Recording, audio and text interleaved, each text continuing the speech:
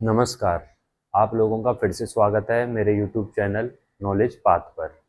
सबसे पहले 78वें स्वतंत्रता दिवस की आप सभी को बहुत बहुत बधाई।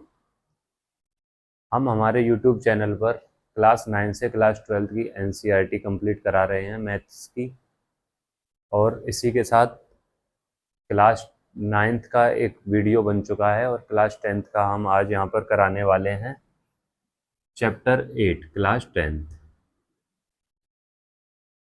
चैप्टर 8,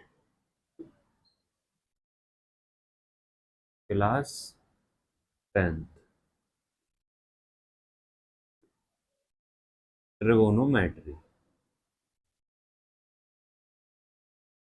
9th क्लास में ट्रिगोनोमेट्री है नहीं, इसलिए 10th क्लास में बच्चों को समझने में थोड़ी सी दिक्कत होती है। एक साथ उनके पास साइन थीटा, कॉस थीटा वगैरह जैसी ऐसी चीज़ें आ जाती हैं सामने, तो वो इसको हार्ड समझ लेते हैं। बल्कि ट्रिगोनोमेट्री में हार्ड जैसा कुछ है नहीं, ट्रिगोनोमेट्री बहुत ही ईजी है। मैथ्स हम यहाँ हमारे यूट्यूब चैनल पे मैथ्स ही पढ़ाएंगे, NCERT।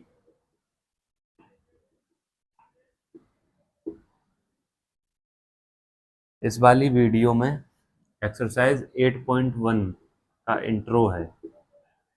जो भी एक्सरसाइज 8.1 में पूछा गया है उस सब का पहले हम यहाँ इंट्रोडक्शन देंगे, ताकि आप लोगों को कोई दिक्कत ना हो एक्सरसाइज 8.1 करने में। इंट्रो, ठीक है जी। आगे चलते हैं। सबसे पहले ट्रिगोनोमेट्री को बोलते कैसे हैं, क्यों नाम इसका ट्रिगोनोमेट्री पड़ा। ट्रिगोनोमेट्री,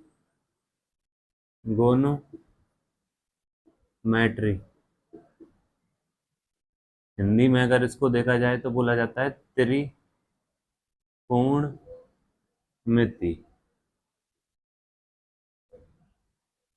ट्री का मतलब 3 से होता है यहाँ पर। गोनो का मतलब एंगल। मैट्री का मतलब मेजरमेंट, मेजरमेंट।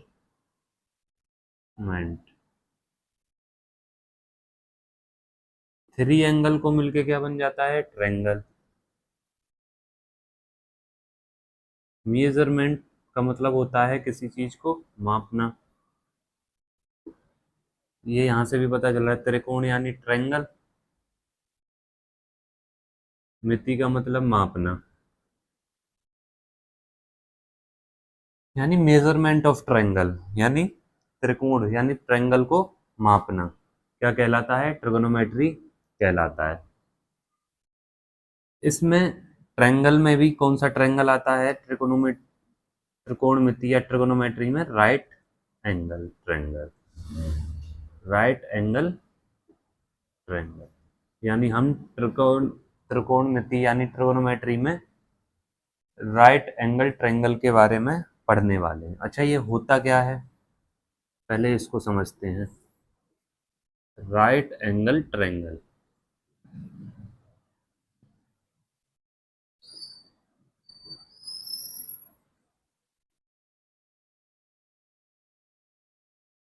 कोई भी ट्रायंगल है जिसमें एक एंगल 90 डिग्री का हो। कोई भी ऐसा ट्रायंगल जिसमें एक एंगल 90 डिग्री का हो। जैसे ये एक ट्रायंगल है ABC, इसमें बी जो है वो 90 डिग्री का है, तो इसका मतलब है ये क्या है, एक राइट ट्रायंगल है। क्या है, एक राइट ट्रायंगल है। राइट ट्रायंगल की जो आर्म्स होती हैं, यानी जो साइड्स होती हैं, भुजाएं, इनको, इसको बोला जो टेढ़ी वाली होती है, ऐसे टेढ़ी जो बनती है, या फिर बोलेंगे 90 डिग्री के सामने वाली, जो एंगल 90 डिग्री का है उसके सामने वाली है, उसको बोला जाता है हाइपोटेनियस। हाइपोटेनियस, ठीक है। इसको H से डिनोट करते हैं। अच्छा, ये बेस होता है और ये परपेंडिकुलर होता है, ऐसा बोला जाता है। लेकिन बेस और परपेंडिकुलर की जो जगह होती है वो फिक्स नहीं होती। बेस और परपेंडिकुलर जो है वो एंगल के हिसाब से बदलते रहते हैं। एंगल के हिसाब से जैसे कि अभी मैं बोलूं ये एक राइट ट्रायंगल है A B C, right angle at B, ये तो हाइपोटेनियस रहेगी, ठीक है। अच्छा मैं बोलूं कि एंगल ए के हिसाब से, एंगल ए के हिसाब से बेस और परपेंडिकुलर कौन सा होगा, बेस और परपेंडिकुलर।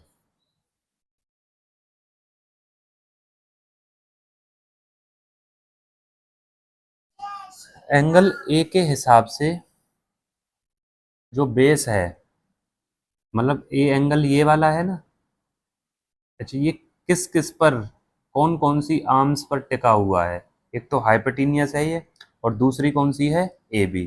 तो जिस आर्म्स पर हाइपोटेनियस को छोड़ के दूसरी जो आर्म्स होती है जिस पे एंगल टिका हुआ होता है उसी को बेस बोला जाता है। तो एंगल ए के हिसाब से ये हाइपोटेनियस है, और ये जो है ये क्या हो जाएगी, बेस, क्योंकि ये इसी पे टिका हुआ है, तो बेस क्या हो गई, ए बी। अच्छा, और साथ जो सामने वाला होता है, जिस एंगल के हिसाब से पूछा गया है, यहाँ एंगल ए के हिसाब से पूछा गया है, तो इसके सामने वाली जो भी भुजा है, जो भी साइड है, इसके सामने वाली साइड कौन सी है, बी सी या फिर सी बी, कुछ भी कह लो। तो ये जो हो जाएगी सामने वाली जो साइड होती है वो परपेंडिकुलर हो जाती है, तो बी सी क्या हो गई, परपेंडिकुलर। जैसे कि ये एक राइट, जैसे कि ये एक राइट एंगल है, एक right triangle P, P Q आर। हमें एंगल आर के हिसाब से हाइपोटेनियस, बेस और परपेंडिकुलर बताने हैं, angle R according to angle R. Angle R के हिसाब से बेस बताना है, परपेंडिकुलर बताना है और हाइपोटेनियस बताना है। एंगल आर किस किस पर टिका हुआ है, कौन कौन सी भुजा, कौन कौन सी साइड पर, एक तो पी आर, जो कि ये तो हाइपोटेनियस होती है, पी आर। परपेंडिकुलर कौन सा हो गया, जब ये हाइपोटेनियस है तो जिस पे टिका हुआ है या फिर जो एंगल है उसके सामने वाली साइड क्या होती है, परपेंडिकुलर। जैसे ये एंगल है, इसके सामने कौन सी साइड है, इसके सामने कौन सी साइड है, पी क्यू, तो परपेंडिकुलर क्या हो गई, पी क्यू। और जिस पर एंगल हाइपोटेनियस को छोड़कर एक और एंगल, एक और साइड ऐसी होगी जिस पर जो एंगल है वो टिका हुआ है, वो कौन सी है, क्यू आर, तो वो हो जाती है बेस, ठीक है। इतना हो गया। अभी और आसानी से समझते हैं हम इसको धीरे धीरे।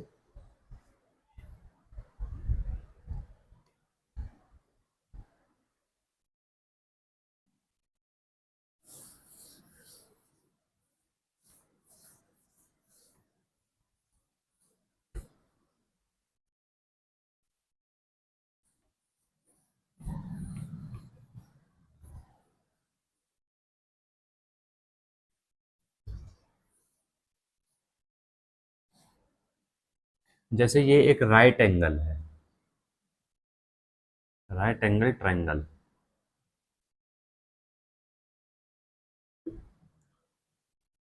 एक्स वाई जेड, ठीक है जी। राइट एंगल वाई पर है, 90 डिग्री का होता है राइट एंगल, ठीक है। हमसे पूछा गया है कि अकॉर्डिंग टू एंगल एक्स और according to angle Z, base बताना है कौन सा है, परपेंडिकुलर बताना है कौन सी है, और बचा क्या, हाइपोटेनियस, वो बताना है कौन सा है।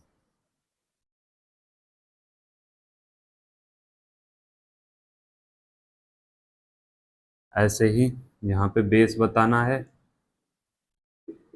यहाँ परपेंडिकुलर बताना है, और यहाँ पे भी हाइपोटेनियस बतानी है। According to angle X, X कहाँ पर है, ये रहा, तो एक्स एंगल से देखेंगे, ये तो दोनों में हाइपोटेनियस तो वही रहेगी जो सबसे बड़ी साइड है, जो टेढ़ी साइड होती है, मैंने बताया था अभी, तो हाइपोटेनियस तो दोनों में यही लिख दो, एक्स जेड, एक्स जेड, यहाँ भी hypotenuse x Z. Perpendicular, perpendicular क्या है, मैंने बताया था कौन से एंगल से पूछा है, एक्स एंगल से, इस वाले एंगल के सामने वाली जो साइड है वो परपेंडिकुलर, एक्स एंगल से सामने वाली साइड बाई जेड परपेंडिकुलर। बची कौन सी साइड, ये वाली, बेस, वो बेस हो जाएगी। या फिर ये देख लो, कौन हाइपोटेनियस को छोड़ के कौन सी भुजा, कौन सी साइड पर एंगल टिका हुआ है। दो एंगल, दो लाइन पे टिका हुआ है, एक एक्स जेड पर और एक एक्स वाई पर, जिसमें से एक्स जेड तो हाइपोटेनियस है, जो टेढ़ी होती है वो हाइपोटेनियस होती है। तो बची कौन सी, एक्स वाई, तो ये हो जाएगी हमारा बेस।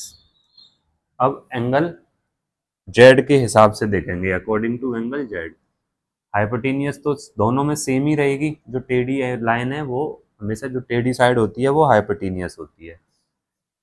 एंगल जेड के हिसाब से परपेंडिकुलर कौन सी होती है एंगलों के हिसाब से, जो एंगल के सामने, तो एंगल जेड के हिसाब से इसके सामने कौन सी है, ये वाली लाइन एक्स वाई, तो परपेंडिकुलर हो जाएगी एक्स वाई। और बेस कौन सा होता है, जिसपे एंगल टिका हुआ होता है हाइपोटेनियस के अलावा, तो ए वाली तो हाइपोटेनियस है, टिका किस पर है, बाई जेड पर, तो बेस क्या हो गया, बाई जेड। अब इधर देखो, यहाँ एक्स के हिसाब से परपेंडिकुलर बाई जेड है, यहाँ पर जेड के हिसाब से बेस बाई जेड है। यहाँ पर एक्स के हिसाब से, एंगल एक्स के हिसाब से देखेंगे तो बेस एक्स वाई है, यहाँ पर परपेंडिकुलर एक्स वाई है। तो मतलब कि एंगल के हिसाब से बेस और परपेंडिकुलर एक ही राइट ट्रायंगल के चेंज हो जाते हैं।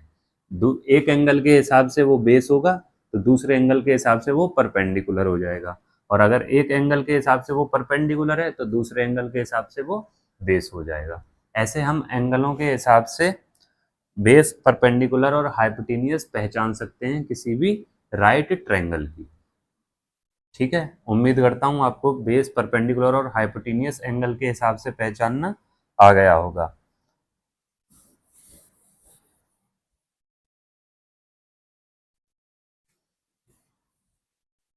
आगे चलते हैं अगले टॉपिक पर।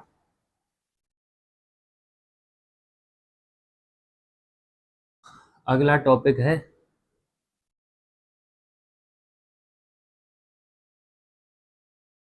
Pythagoras theorem.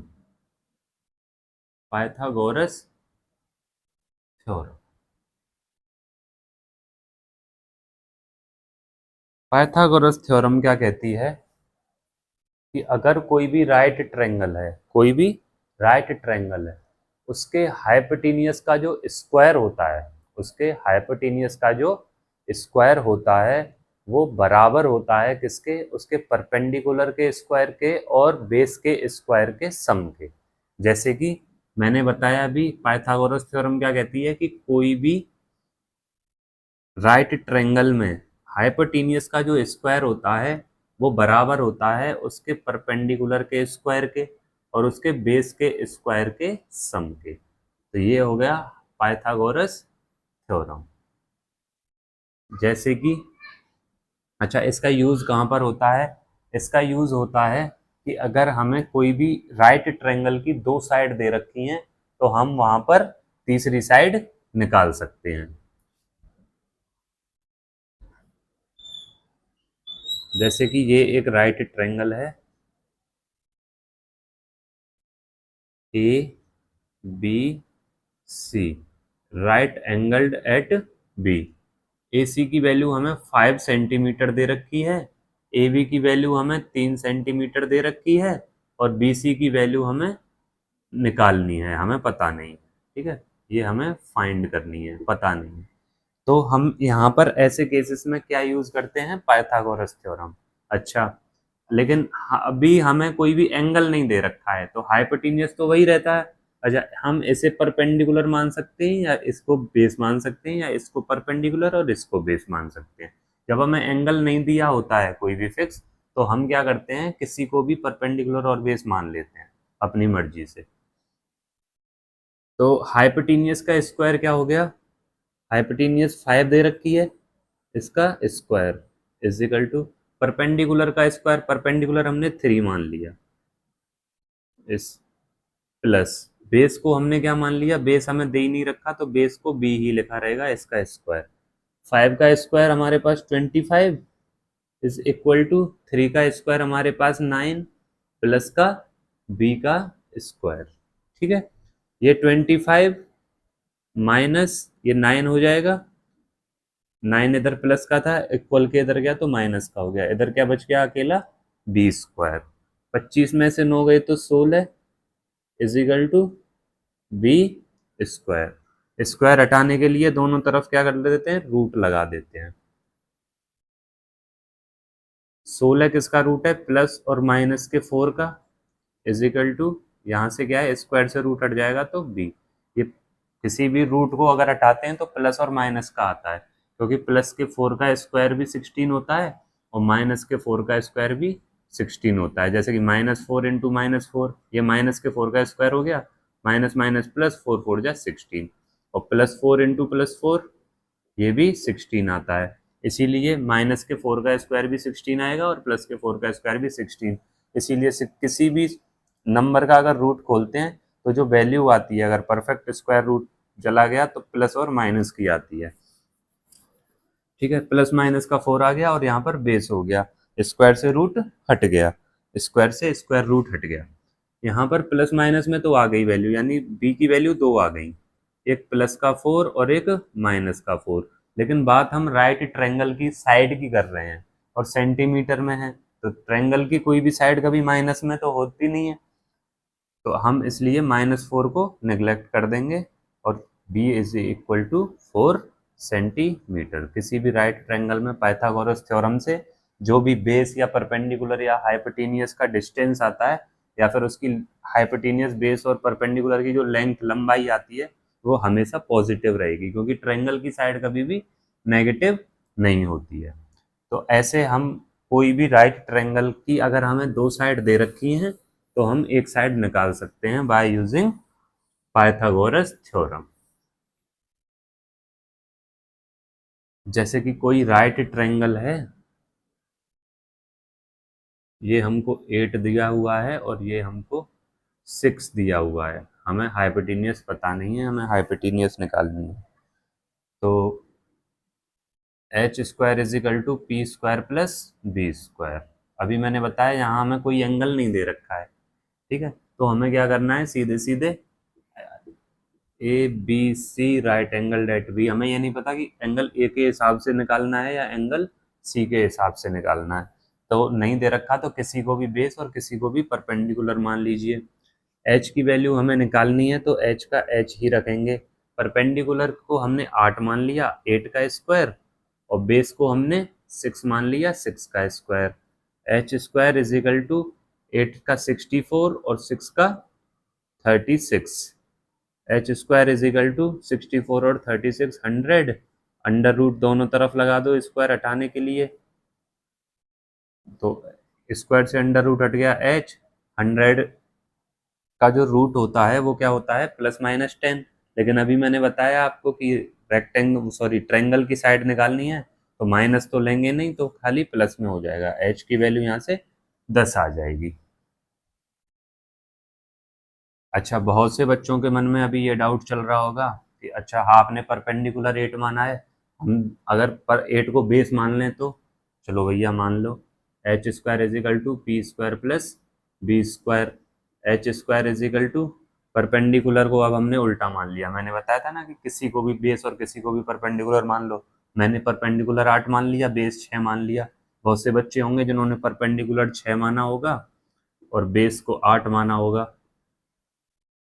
तो H square is equal to 6 का स्क्वायर 36, 8 का square 64, H square is equal to 100।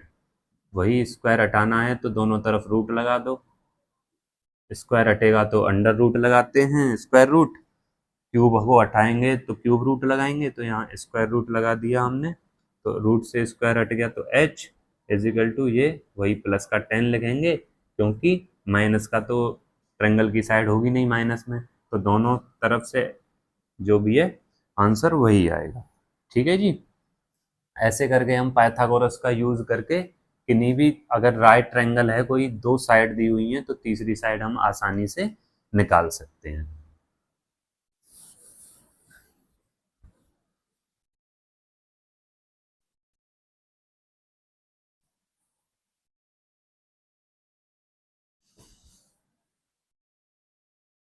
अब हम पढ़ते हैं ट्रिगोनोमेट्रिक रेशियोज।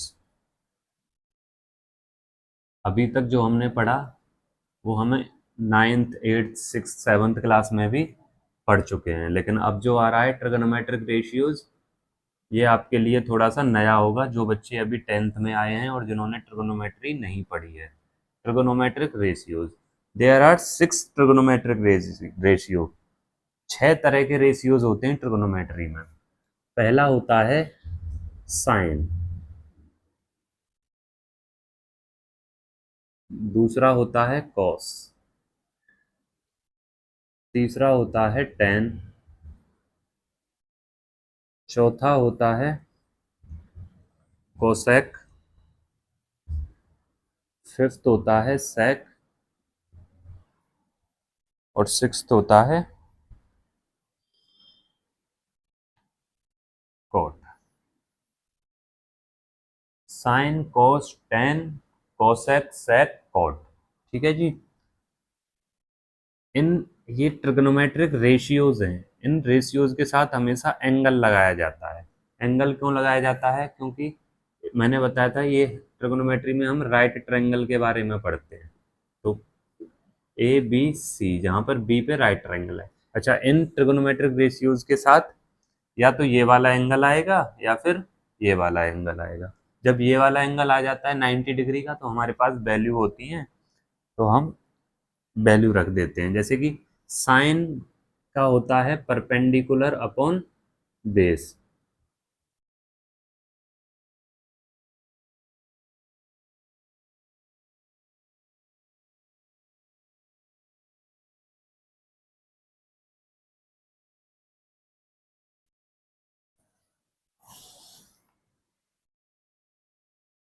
साइन का होता है परपेंडिकुलर अपॉन हाइपोटेन्यूस। कॉस का होता है बेस अपॉन हाइपोटेन्यूस। टेन का होता है परपेंडिकुलर अपॉन बेस। कोसेक का होता है एच अपॉन पी। सेक का होता है H upon B, hypotenuse upon base. और कॉट का होता है बेस अपॉन परपेंडिकुलर। अच्छा, ये है क्या है? इसके साथ कोई भी एंगल जुड़ा रहता है, उस एंगल को ट्रिगोनोमेट्री में नाम दिया जाता है थीटा। उसका ऐसा साइन होता है थीटा। ठीक है। हर ट्रिगोनोमेट्रिक रेशियोज के साथ में एक एंगल होता है जिसको नाम दिया जाता है थीटा। अब ये थीटा की वैल्यू कुछ भी हो सकती है। यहाँ थीटा की जगह एंगल क्या है? ए, तो हम थीटा की जगह ए लिख सकते हैं।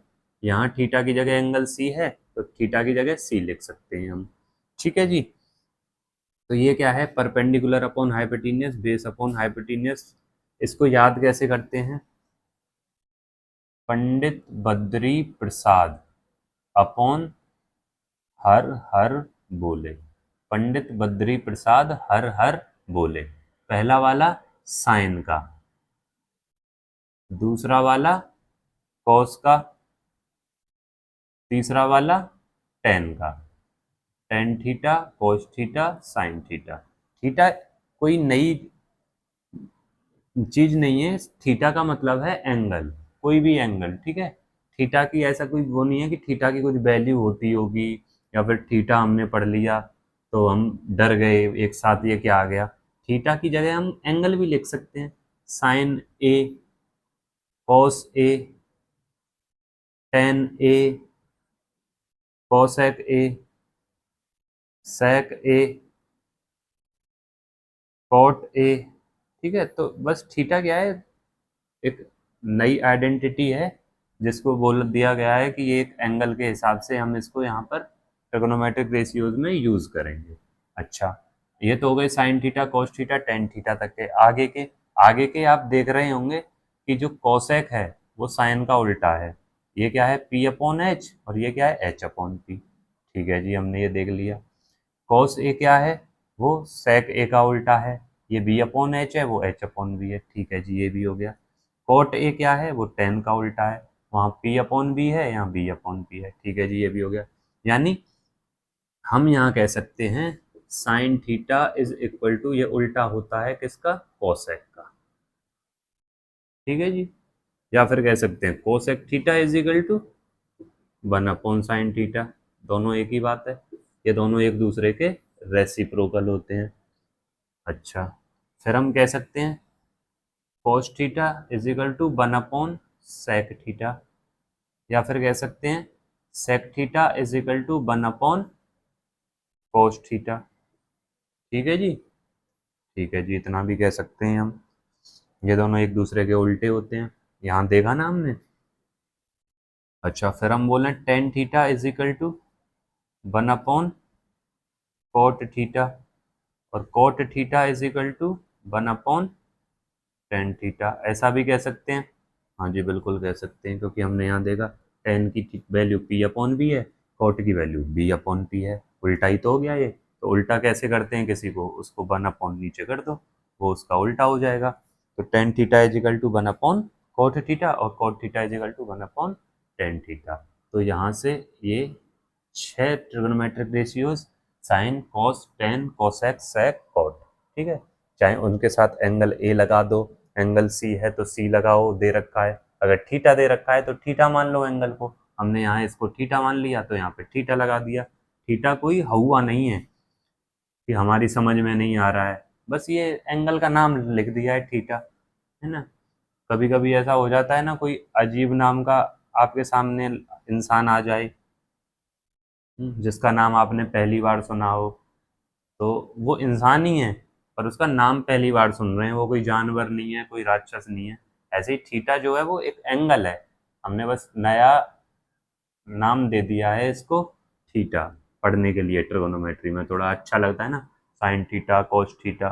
किसी के आगे आप बोलोगे साइन थीटा कोस थीटा, वो भी बोलेगा पढ़ने वाला लड़का है। ठीक है, ये हो गए sign A cos A tan A trigonometric ratios के बारे में पढ़ लिया। इनका यूज कहाँ होगा, इनका यूज कैसे होता है मैं बताता हूँ आपको। ये सब हो गया ना, किसी को अगर नोट करना हो तो नोट कर सकता है, स्क्रीनशॉट ले लेना, यूट्यूब पर ही तो है।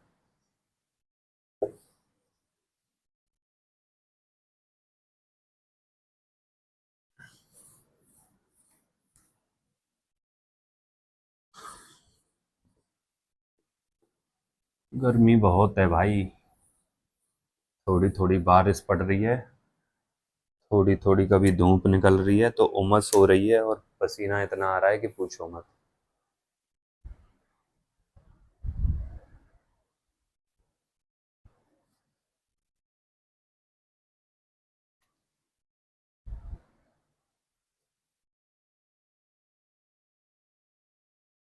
हाँ जी, तो अभी हमने पढ़े trigonometric ratios.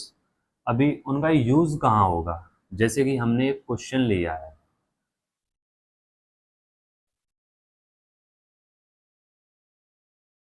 In a triangle P Q R right angle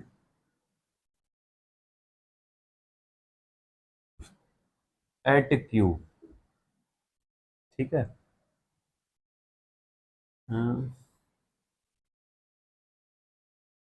P Q is equal to 7,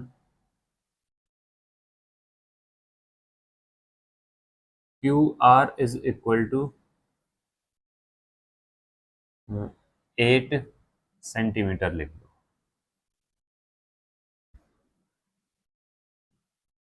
then find sine Q cos Q, Q पे तो है ही राइट एंगल, तो राइट एंगल का नहीं पूछा जाएगा। Sine P cos P tan R cosec R sec P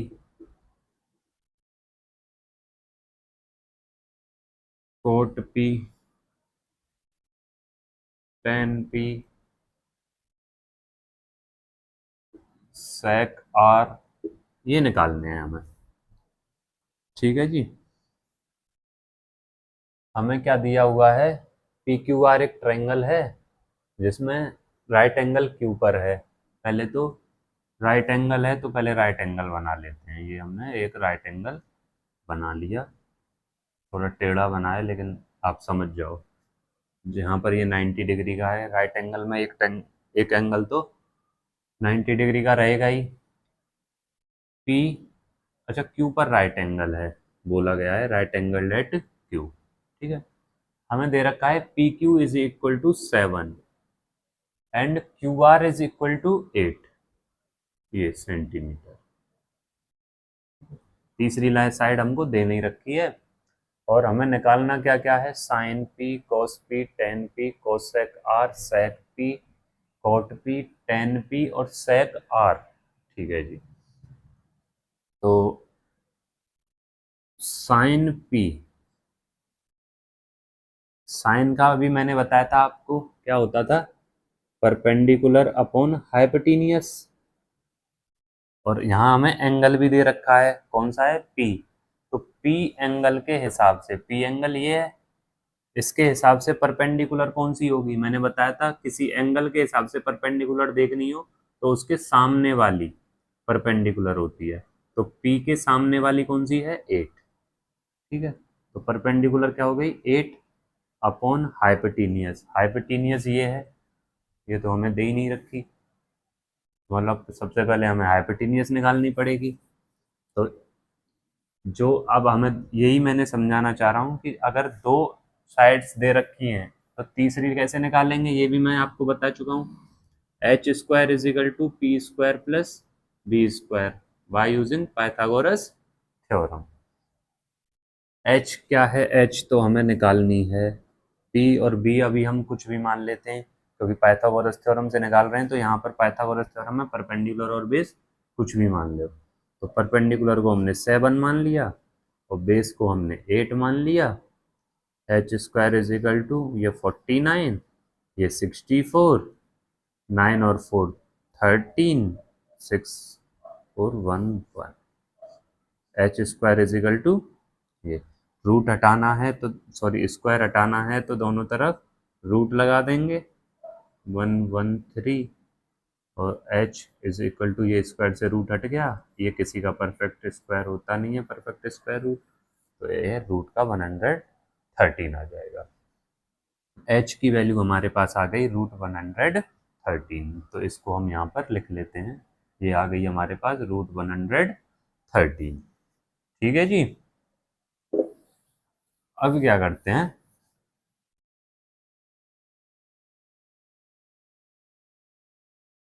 दो एंगलों के हिसाब से पूछा गया है, आर के हिसाब से और पी के हिसाब से, कहीं साइन पी पूछा गया है, कहीं कोसेक आर, मैंने बताया था। और ट्रिगोनोमेट्रिक रेशियोज के आगे आने वाला जो भी होता है वो एंगल होता है। तो पहले ये देख लेते हैं, according to P, according to P, P के अकॉर्डिंग बेस, परपेंडिकुलर और हाइपोटेनियस। हाइपोटेनियस तो दोनों का सेम ही रहेगा, हाइपोटेनियस तो वही लाइन होती है जो टेढ़ी वाली होती है, ये क्या हो जाएगा 113, और यहाँ हम लिख देते हैं अकॉर्डिंग टू आर, इसमें भी हम देखेंगे बेस, परपेंडिकुलर और हाइपोटेनियस, हाइपोटेनियस यहाँ भी वही रहेगा। अच्छा, हाइपोटेनियस चेंज नहीं होती है, ये मैं आपको बता चुका हूँ पहले भी।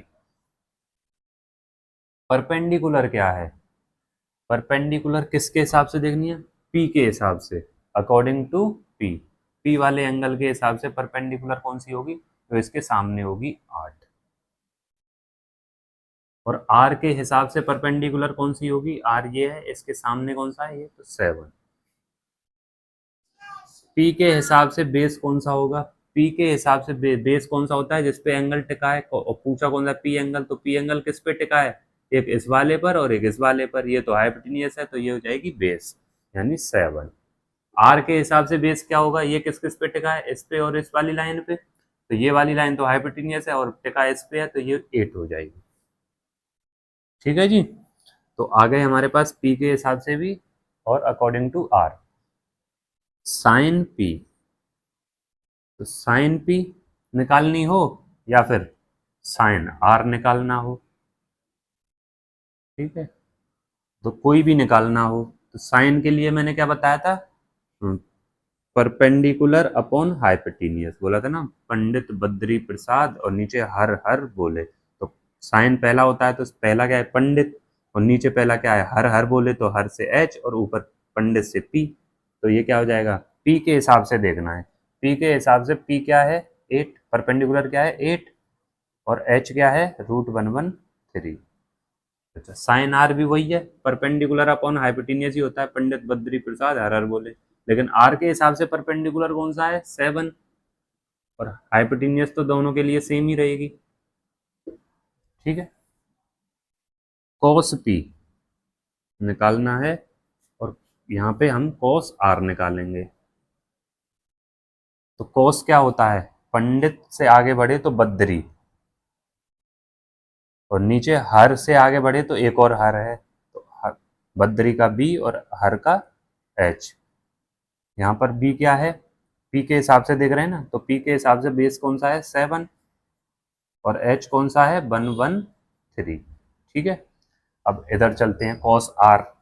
कॉस तो वही है, पंडित के बाद आगे बढ़े बद्री, और नीचे चले तो हर हर, तो दूसरा भी हर है तो एच। तो कॉस आर के हिसाब से बेस क्या है 8, और एच क्या है, एच तो दोनों के लिए सेम है, बस बेस और परपेंडिकुलर ही बदल जाते हैं एंगल के हिसाब से। यहाँ बेस 7 था, यहाँ परपेंडिकुलर हो गया, यहाँ परपेंडिकुलर 8 था, यहाँ वो बेस हो गया। अगला चलते हैं टेन पी, और यहाँ टेन आर, ये एंगल अलग अलग है ना। तो टेन पी क्या होता है, perpendicular upon base, Pandit Badri Prasad, तो प्रसाद का पी, और हर हर बोले, बोले का बी। तो पी क्या है, परपेंडिकुलर क्या है पी के हिसाब से, एंगल पी के हिसाब से परपेंडिकुलर 8 है, और बेस क्या है, बेस क्या है 7, टेन, टेन आर, आर के हिसाब से वो, ये तो वही है, परपेंडिकुलर अपॉन बेस होता है 10, तो लेकिन आर के हिसाब से परपेंडिकुलर क्या होगा 7, और बेस क्या होगा 8। ठीक है, ऐसे ही चलते चलते अभी हम कोसेक पी निकालें। कोसेक पी, कोसेक पी, सेक पी, और कोट पी, और कोसेक आर, सेक आर, और कोट आर। ठीक है, तो कोसेक पी, कोसेक पी मैंने बताया था साइन का उल्टा होता है कोसेक, साइन का उल्टा होता है कोसेक, रेसिप्रोकल होता है।